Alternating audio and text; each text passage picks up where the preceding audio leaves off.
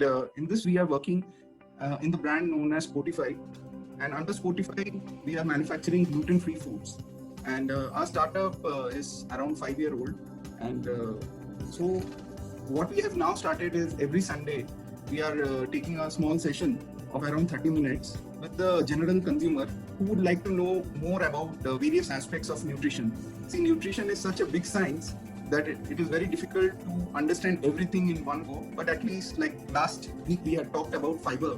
Today, we are talking about protein. So let's get started. And 1 second. Yes. So we will talk about the balanced diet, where what are the trends, what is protein, and what are the values of protein, etc. Lastly, we will also talk about the gut health.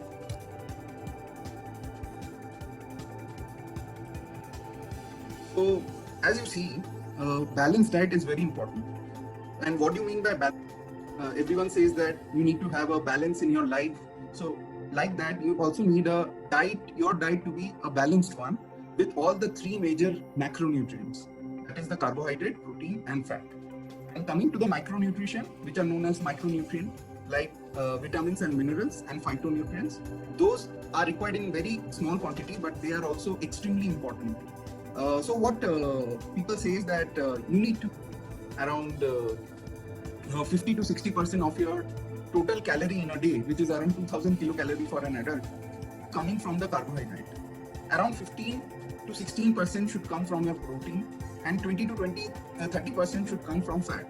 So those people who are going for a keto diet, so that means most of their calories are coming from the fat rich food. And those who are going for a high protein diet, like any youngsters who are doing gymming and other stuff, so they have increased their protein intake. So for each gram of protein, you get around 4 kilocalories. For each gram of carbohydrate, you get again a 4 kilocalories per gram. While in case of fat, you get 9 kilocalories per gram. So it is important that rather than going for any skewed diet, the better will be to have a balanced diet and a 3 to 4 meals in a day. And also, it varies according to the age, gender, physiological status, and activity that you're doing. Okay, so the nutrition advice from WHO during this COVID time is very simple. What I was talking, you need to eat a well-balanced diet. There is no magic about this, or there is no big funda about this. Your diet should also contain the micronutrient, dietary fiber, protein, antioxidant from, let's say, the fruits that you are eating. It will improve your gut immunity. Your whole immune system will be in a better shape to fight against not just the COVID-19 virus, but also many other infectious disease, etc.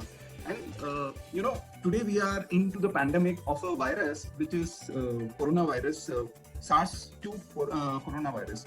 But in our gut, we already have different types of coronaviruses. Actually, in our gut, there is lots of bacteria, good bacteria, bad bacteria, fungus, yeast, virus, molds, everything is there in our gut.